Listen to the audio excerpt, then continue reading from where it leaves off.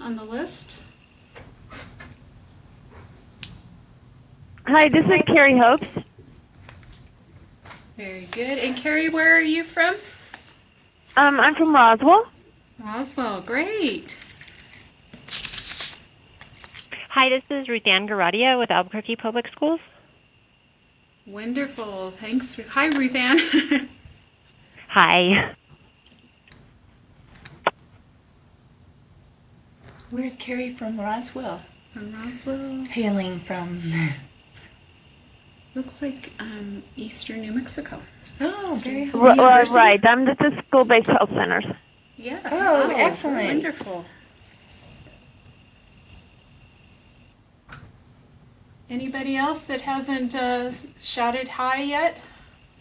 Michael Lentz, ABQ Health Partners. Hi, Michael. Hey, everybody. So, shall we introduce ourselves Sure. here? I'll start introductions at our site here at Envision. And my name is Kathy Mosley, and I'm a nurse at the American Lung Association with a clinic collaborative called Enhancing Care for Children with Asthma. And I'm Melissa Gonzales. I'm at the University of New Mexico Health Sciences Center, and I'm the presenter today. And I'm Francine Caffey. I'm one of the pediatric pulmonologists at UNM. I'm Linda Baker. I'm an asthma educator. Welcome, everybody. And as Dr. Gonzales said, she is going to be our presenter today. She is the Director of Environmental Health Core of the New Mexico CARES Health Disparity Center and has done a lot of work on populations and epidemiology, especially on children's respiratory health in the border areas and Hispanic women and sun exposure, all sorts of interesting topics. But today she's going to be talking about environmental smoke exposure in children's health. Okay. So I'll let you. All right, thank you very much. Let me give you a little bit more background on myself. I do epidemiology, but I've never done environmental epidemiology, so that's why it looks like I have a wide background. But I've been doing work in secondhand smoke, not primary smoking, but secondary smoking, and quantifying people's exposure to secondhand smoke since I was a graduate student at UC Berkeley. And this is a topic that's near and dear to my heart, and I'm really happy to be here today to talk to you. Some of you have heard my previous presentations that have looked at some of the work we've done here in New Mexico with Hispanic women and children, and some of the work we've done along the U.S.-Mexico border. But I want to give you a slightly different slant today. It's a little bit more of a broader picture in terms of the background, what we know about secondhand smoke, what has been known about secondhand smoke, what are some of the policies, and in this, where there is a video clip that actually gives you a first-hand look at what's happening when you are exposed to secondhand smoke in a car, what's happening in the car, and what's happening in the back seat of the car where the child is usually present. And that is done by a friend of mine, a colleague of mine from graduate school who's now at Stanford, and it's just really exciting to see it firsthand, but it's very, very telling. I think I'm going to go with this one. Right. You can just go. There's this one. Yeah. There's the disclosure and the accreditation. And a little bit more. We got the roll call. Okay, roll call. Oh. Did we have anybody sign on that hadn't said? Anybody new? So yet? Oh, this is Kawita Kasemsat from ABQ Health Partner, Pediatrics in Rio Rancho. Oh, great. Welcome, Dr. Kasemsat. Thank you. Hello. That sounds like Hangame. Hi, yes, this is Hengame. Hello, everybody. I have a conference call at 1 o'clock today, so I decided to stay in the office and just call in. Hi, this is Delmiria Sanchez from El Centro Family Health. Oh, good, Delmiria. I'm glad you were able to sign up. Thanks. This is Kathy. Anyone else that we missed the first go-round? Okay. We're ready to begin. Okay. All right, just to give you an overall picture and background, you have this slide in your handouts, which might be a little bit easier to see, but in general in the United States, we still have a very large proportion of our children living with at least one adult smoker. Overall, it's about 30%. The more adults in the household, the more likely that a child is going to be living with at least one smoker. And if you notice in this, there's really not a whole lot of difference between whether or not the child has asthma or not. The older the children get, the more likely they are to be exposed. Non-Hispanic white children are more likely to be exposed. Regionally, there is a difference. The more rural areas, particularly in the Midwest, have a higher rate. So that's what you see here is the 36% in the Midwest and the almost 40% in our non-metropolitan areas. Those would be non-urban, non-suburban areas. Poverty is a big driver of secondhand smoke. Children living with one adult who smokes, 40% of the people who live in poverty tend to have, the children are exposed to secondhand smoke. And that is, of course, very closely tied with the highest adult education. The lower the education, the more likely the child is to be exposed.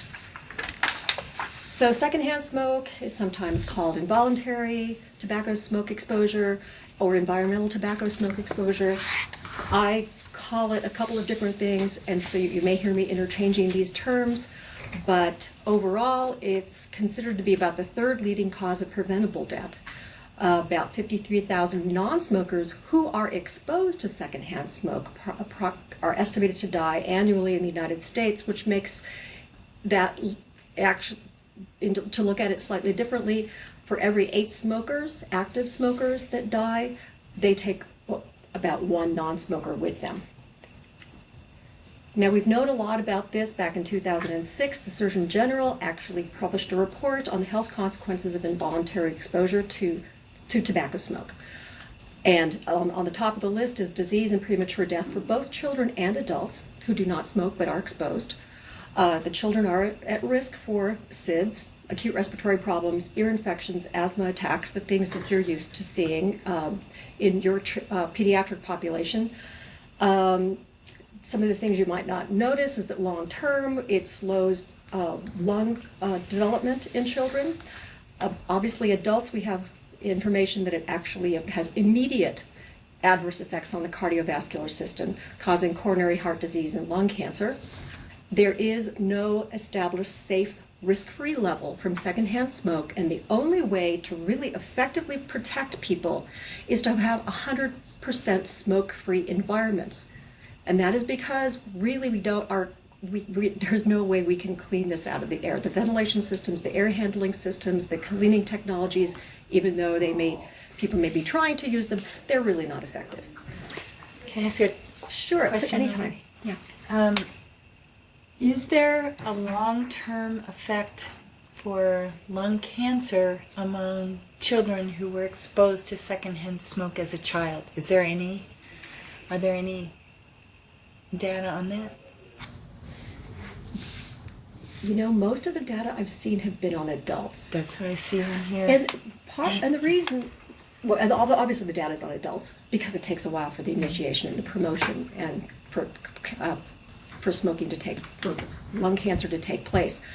But I'll have to look that up, Kathy, because I think that's a really strong point to make, because obviously this is we'll see in the next couple slides, it's listed as a carcinogen, it's listed as an air toxic, it's got neurotoxic effects, so in addition to the lung, the cardiovascular system, there could be cognitive effects as well. So I don't know if they separate out adults who have lung cancer, how many of them had exposure all their formative years to secondhand smoke, because they've looked at so many other things. Usually the focus has been on respiratory illness.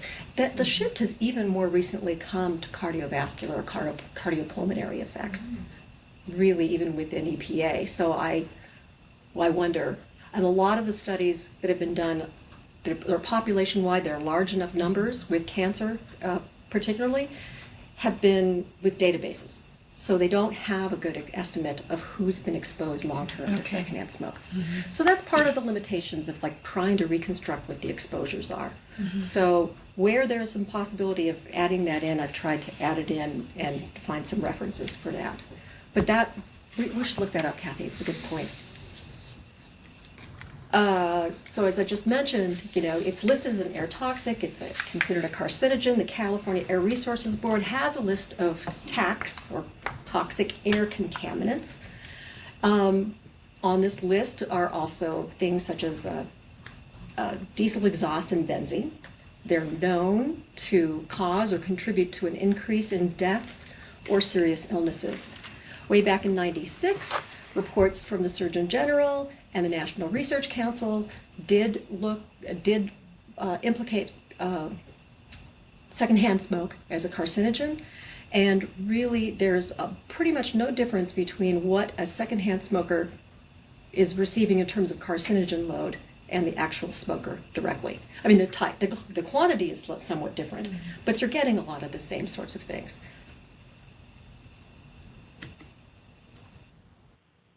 Overall, in the general population, the secondhand smoke exposure has been declining, and that's mainly due to a lot of regulations in terms of you can't smoke in bars, you can't smoke in restaurants, you can't, the restrictions, as I was telling you before, putting 100% smoke-free environment in place.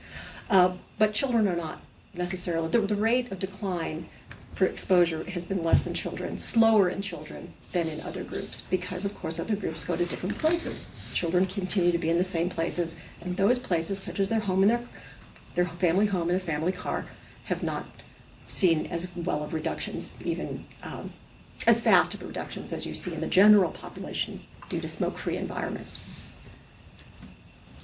We know some of this already from our background information. Secondhand smoke exposure, women who are exposed to secondhand smoke have lower birth weight children. An interesting feature, we mentioned sudden infant death syndrome already, but on autopsies, those children who die from SIDS, the infants that die from SIDS, have higher concentrations of nicotine in their lungs. Nicotine is really a direct marker of secondhand smoke, regardless of whether smoking was reported or not in one study. So that's pretty interesting there. Cognitive impairments, as I mentioned, secondhand smoke has neurotoxic components to it. Nicotine is one of them. There are estimates that this may be leading to a large percentage of the children having reading deficits and deficits potentially in math and visuospatial reasoning. Any of you who have worked with nicotine directly in the lab know that it comes with all sorts of warnings, and you work with a lot of protections. So it's having worked with it in the lab and then seeing that it's a component of secondhand smoke and how everybody's getting exposed to it. It's for me has always been a little bit alarming, more than a little bit alarming, very disturbing. Which component are you? Just the nicotine itself. Just the nicotine. And nicotine is a direct marker. You're not going to get nicotine from anything else but tobacco. Really, there's not enough nicotine. Yeah. Of course, we already know about respiratory tract infections, bronchitis, pneumonia. The EPA estimates that about 150 to 300,000 cases of lower respiratory infections in children under 18 months of age are related to secondhand smoke, and of these, a large percentage, about 10%, are hospitalized. And another study shows that infants whose mothers smoke are 50% more likely to be hospitalized with a respiratory infection during their first year of life. Now, this is there's an interesting conundrum going on here, because if the mothers smoke, there's a chance they were smoking or being exposed to secondhand smoke in utero. The in utero effects may be compounded by increased susceptibility to the effects of continued postnatal exposure. So you've got a whole developmental period where the child is being exposed, not directly, not breathing it in, but in their circulation, either because in utero they're not directly breathing it in, and then later on they are breathing it in.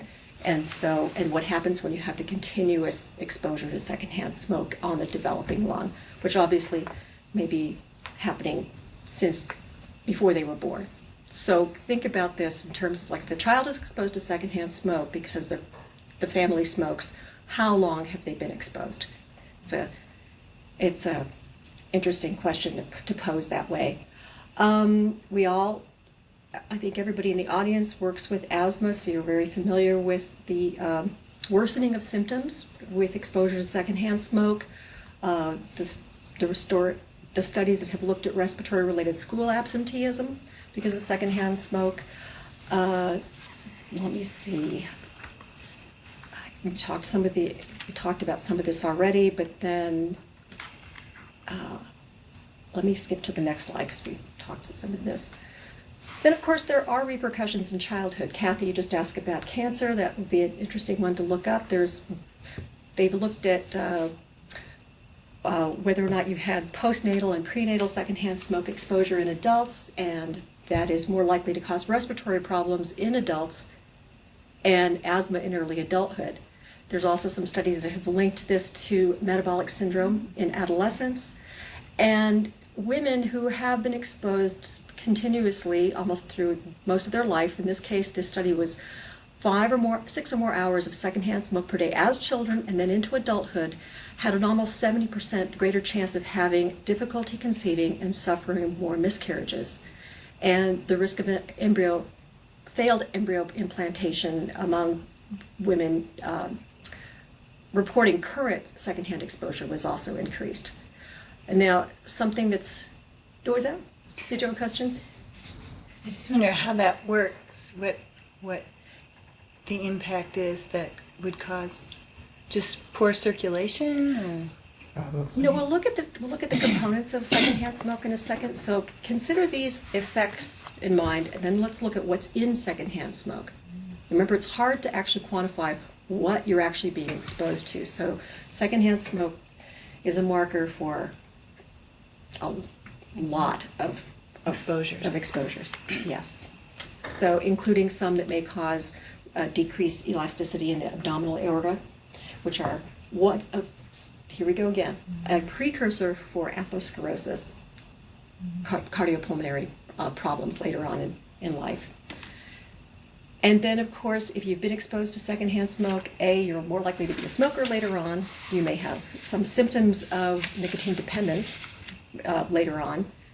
Nicotine is extremely addictive. You are going to get it in secondhand smoke. If a child has been exposed to this, they're going to have that propensity to have the nicotine dependency. And then, of course, smoking at an earlier age is also a potential outcome. So just a reminder that secondhand smoke is not just what comes from the burning end of the cigarette, the smoldering cigarette, but it's also a pipe or cigar or any other tobacco product that is being combusted. But it's also the smoke that's inhaled from smokers. And the smoke itself does stay in the air for quite a while. You see it. The part that you see is the particulate matter.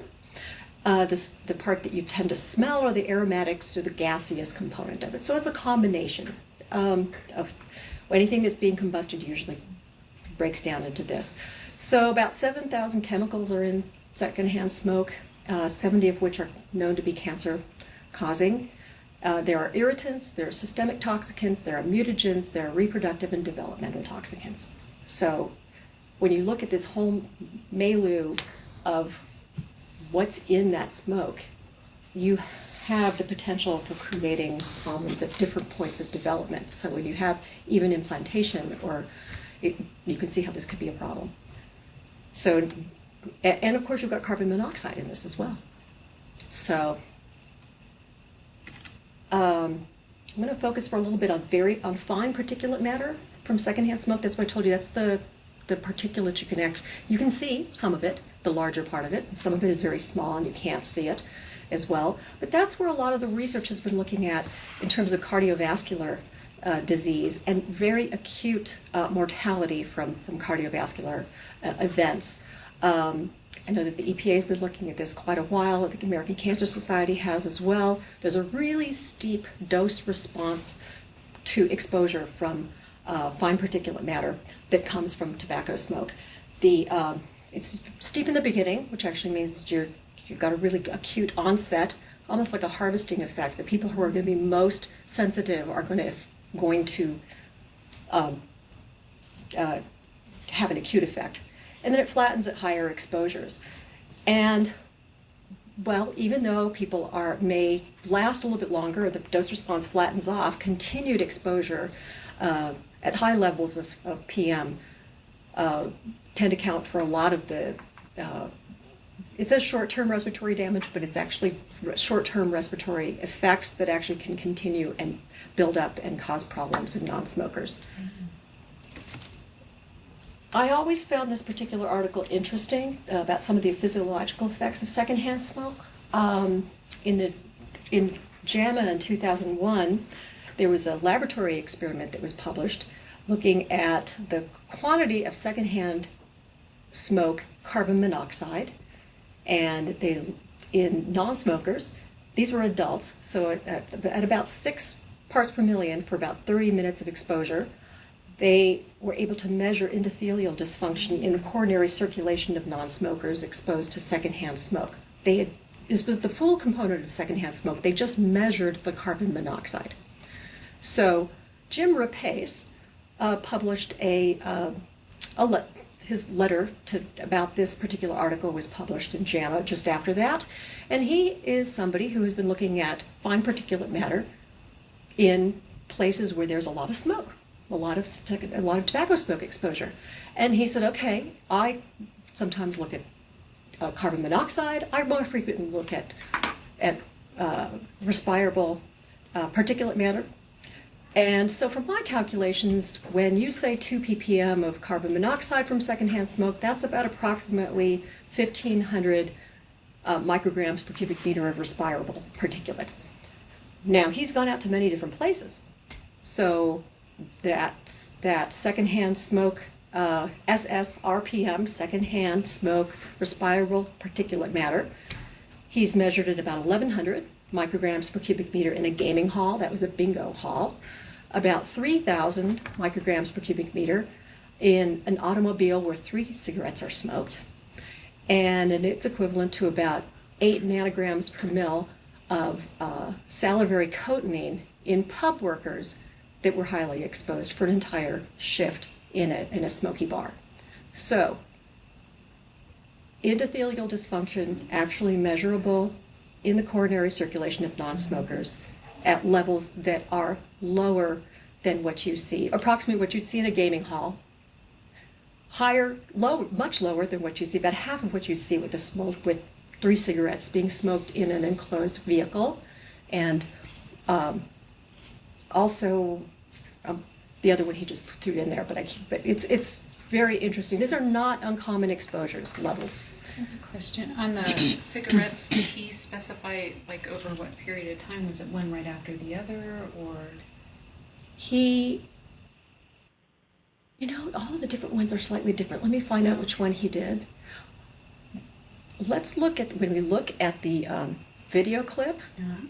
You can actually see the smoke.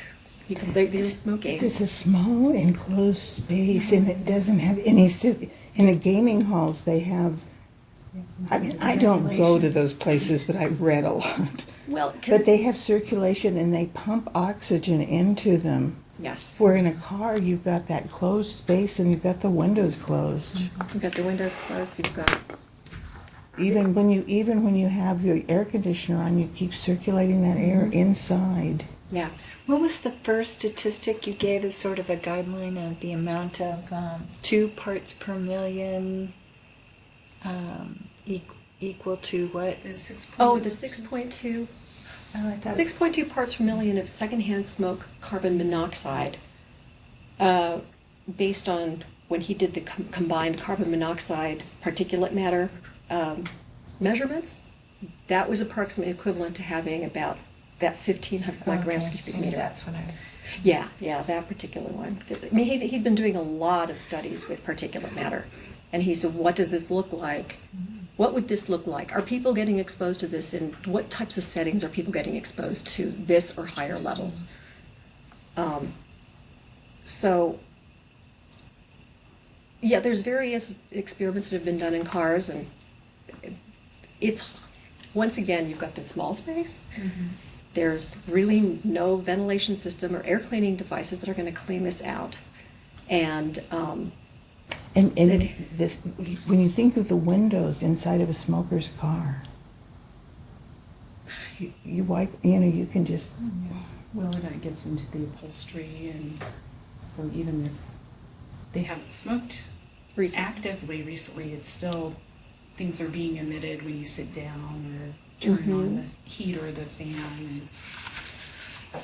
Yes, and that's third-hand exposure, and we're not even getting to that part yet. So empirically, you just know it's there. I mean, you don't think about it, but until you see this, your mind just goes. It's still continuing to off-gas. It really is. So it's not something that goes away easily.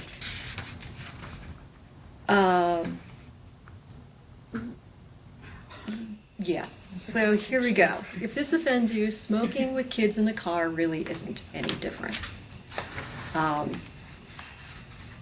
Can we put on the video clip?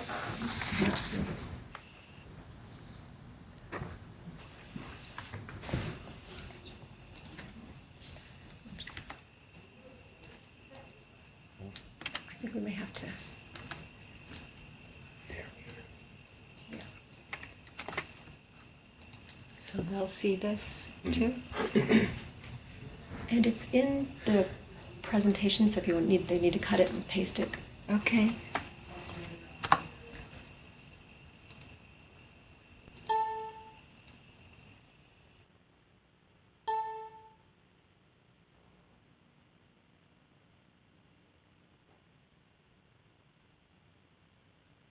Okay, go ahead. How dangerous is it for a child to be in a car with a person who is smoking? The answer is more dangerous than you might think. Even one cigarette being smoked in a car can produce dangerously high levels of secondhand smoke. The health concern is caused by what you can't see or even smell. We're talking about exposure to what's called fine particulate matter. These are fine particles, very small, such that the eye cannot see, less than 1,000th of an inch in diameter. The reason why those are particularly harmful is because of their very small size. They can reach down into the very, very small recesses of the lungs and cause damage. Using a car equipped with specialized monitors, scientists like Dr. Kleppeis from Stanford University conduct demonstrations that are able to measure in real time the dangerously high levels of fine particulate matter inside a car as a person is smoking. The United States Environmental Protection Agency established the Air Quality Index to provide the public with daily warnings about potentially dangerous air quality levels. This index is also useful in examining the particulate air quality levels in a car with a smoker. The index starts at green, which indicates good air quality that poses little or no health risks, moves up to red, which means the air is unhealthy and everyone may begin to experience health effects, and goes all the way up to maroon, which indicates hazardous air quality with emergency conditions that will likely affect everyone.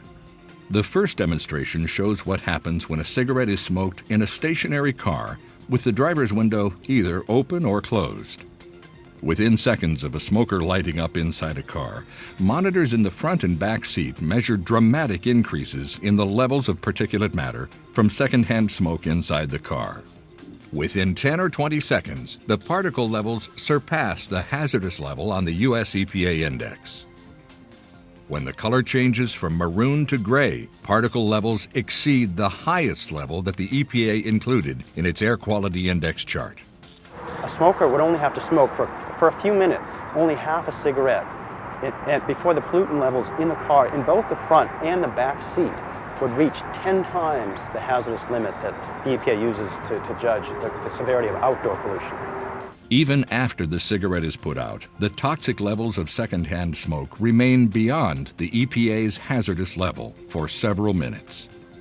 Scientific tests show that the air quality in a car while someone is smoking is dangerous, whether the windows are open or closed. Surprisingly, the pollution levels caused by smoking in a car can far exceed the pollution coming from the cars around you. Here we have the side pack particle monitor that's measuring the air in the front seat of this car as we're driving down Sunset Boulevard. The levels are very clean. We really don't see any pollution at all, even though there's cars all around us driving around and we have the windows open. So our smoker has just lit a cigarette. We have all the windows partially or completely open.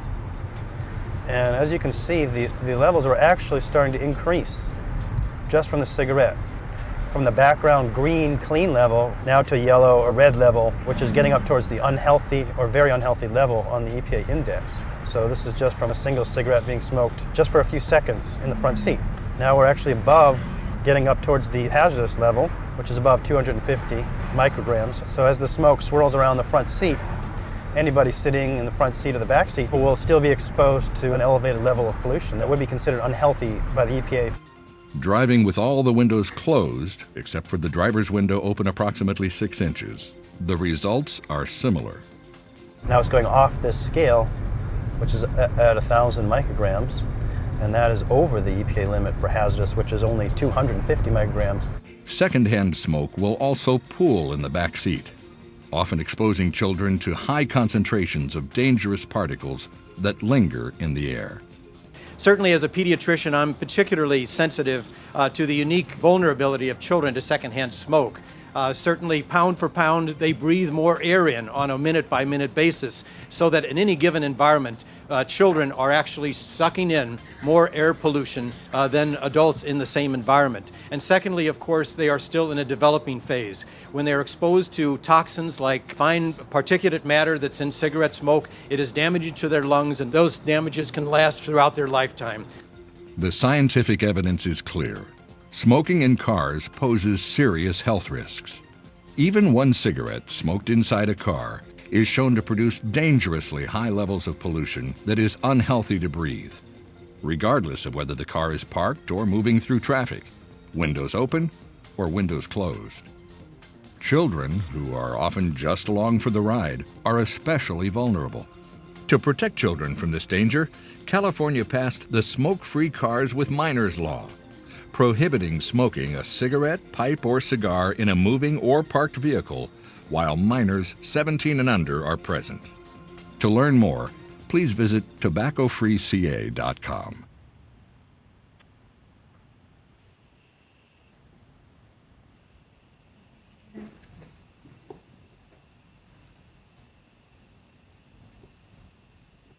What was the name of that law?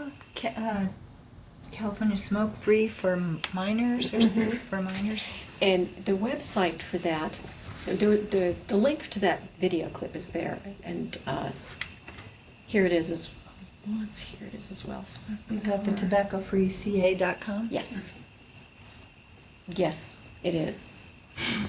The name of the law, Smoke-Free for Minors. Yes. That's funny. Tobacco-free CA, like tobacco-free cancer, but they mean California. I don't know if California thinks about themselves that way, but yeah. I mean, it is. In this context, that's perfect. That is good. That is really good. So that law just came into effect in January 2008. Oh. So I don't know what the actual teeth to that law are. I don't know if they can actually pull you over unless they actually see a smoking cigarette or something like that. The laws all vary. One of the first ones that was put out, municipalities started coming out with these laws before states came out. So for the entire state of California, that is actually pretty good. As of August 2011, 2 years ago, Arkansas, Louisiana, California, and Maine were the only 4 states that had statewide regulations. Municipalities, some of them had them before that time. Municipality can make air quality types of laws or restrictions that are more restricted but not less restrictive than the state laws. So you've got some places in California, New York, New Jersey,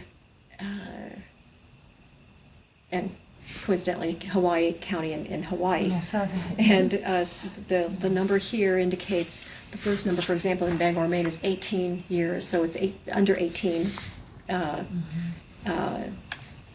Most of these, here's one that's 13 in Indiana. Different states have required different things, like just when a child is in a car seat, that age. Those have not really passed. So I know Arizona tried to get one going, that didn't pass. I don't remember which other states, but there were a number of them that tried. California is for being such a large state, that was really pretty significant as well. There are Canadian provinces that have 9 of the 13 had regulations in place, and Canadian municipalities as well. There are only 3 countries that have smoking restriction laws banning cigarette smoking in a vehicle that's carrying a child. So it's coming along, and well, actually Puerto Rico has a municipality or territory, or what, I'm sorry, I'm not really sure how to refer to them, but area-wide restriction on that as well. So I've included for you a couple of things. Kathy here is the smokefreetobaccocalifornia.com at the bottom of the right-hand side with the video clip link as well. We'll hit the video clip link before. Here's the JAMA references for the Osaka article in 2001. Jim replaces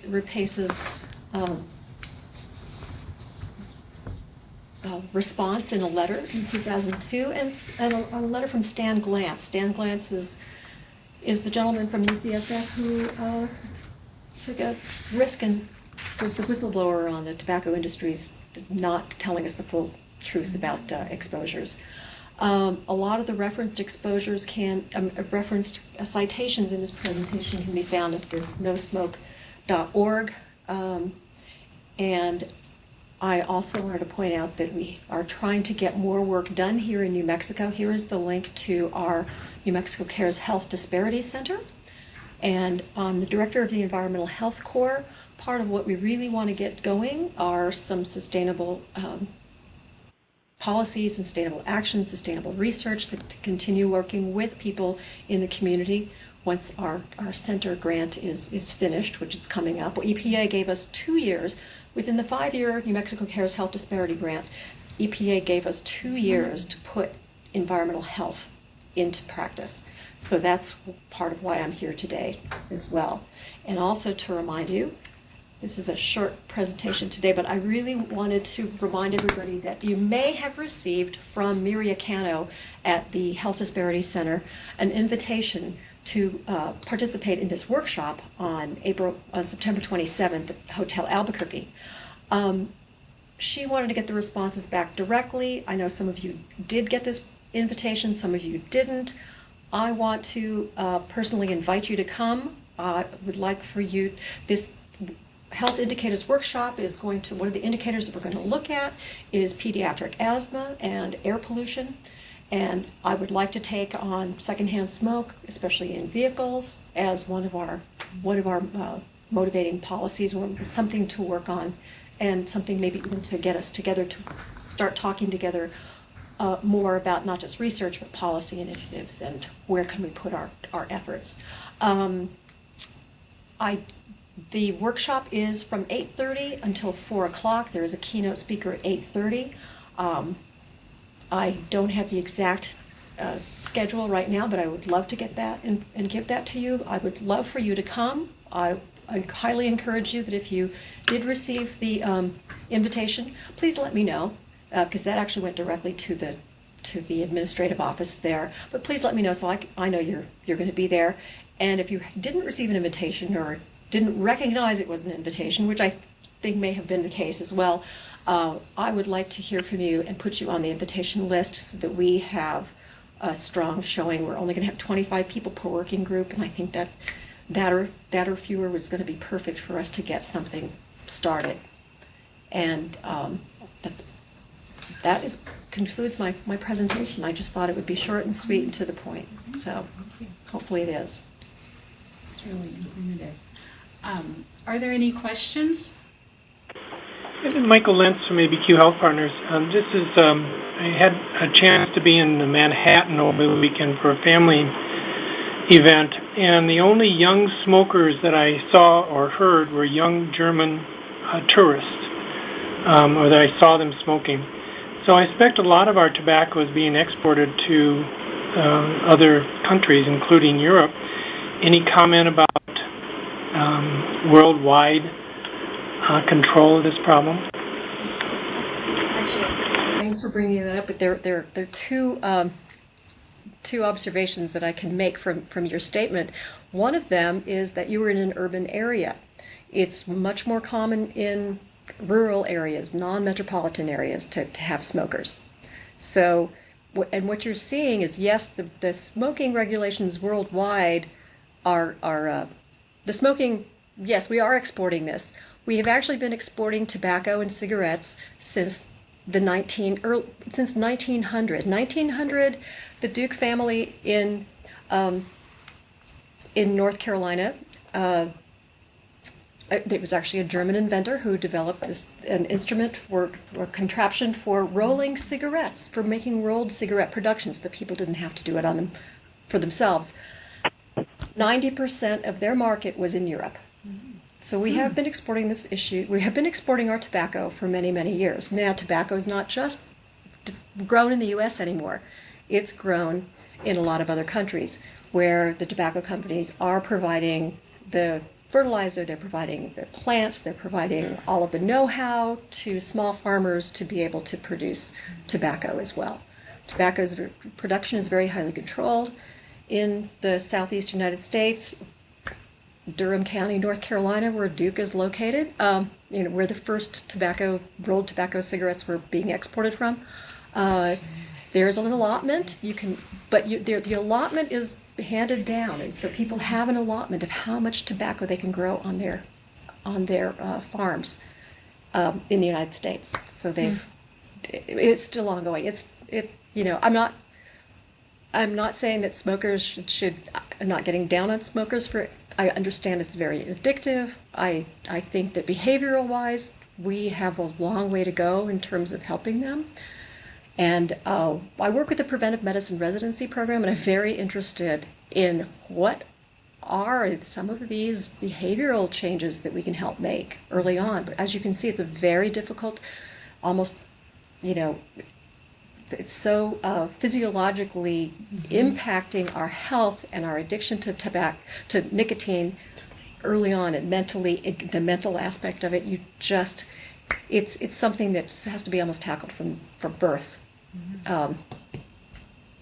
So I'm very interested in that as well from the prevention standpoint and from the environmental health disparities component of it. I think policy is one way to make an impact. But did that answer your question? But yes, tobacco smoking is very high in a lot of other countries. Although I understand that in Spain they have started to reduce to actually put smoke-free pubs in place, which is interesting. It was just kind of an observation that I made. It was quite interesting, I thought, and I don't know, maybe they haven't got the message. Oh, I was going to tell you, Scotland did actually pass a smoke-free pub law a couple of years back. Scotland. Yeah. I think in other parts of Britain. The UK. Yeah, because there was a lot of controversy. It was like when it was introduced here. Yes. People were saying, oh, it's going to ruin my experience, the bar. Yes. Mm-hmm. Or the bar owners were very afraid that it would ruin their business. People wouldn't come. Exactly, and the economic impact has not panned out that way. So I still find it very interesting that there's no smoking in public places except the casinos.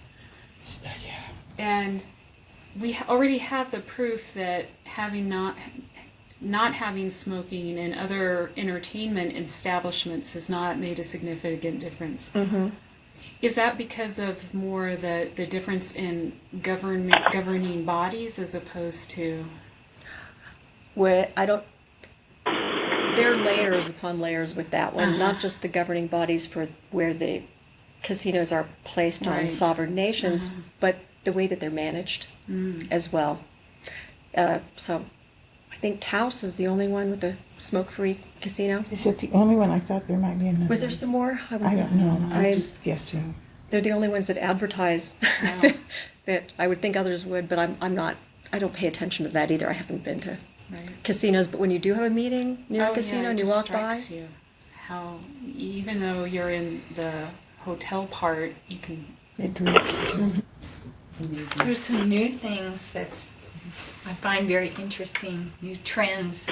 And one is that we've raised the taxes really high, which has had a big impact. But I understand from my colleague at ALA who works with smoke-free housing that half of the cigarettes now are being smuggled in. Really? From Mexico to avoid the taxes. 50-something%, she said. That was in a New York Times article that she shared with me. And another trend was this e-cigarettes that have nicotine in the vapor, but they're not regulated. I was going to ask you, do you know of any research? They're so new, it's hard to know if there's been a chance for research to actually be done and published as far as e-cigarettes and secondhand exposure to their vapors. Or the research that I've seen, and it's been limited, hasn't really looked at the secondhand smoke part of it. It's mainly been focused on the smoker. So it's like, oh, the smoker, okay, you don't have 7,000 chemicals, you have fewer chemicals, but what does that still mean that it's not, that it's okay to smoke inside a building or inside a car? Not necessarily. You mean, they don't have the particulate matter, but does that mean that there's not other things that, like you said, nicotine? Have you seen any numbers on how many chemicals or? No, I haven't. We can look that up. I think we should look that up because that's something that,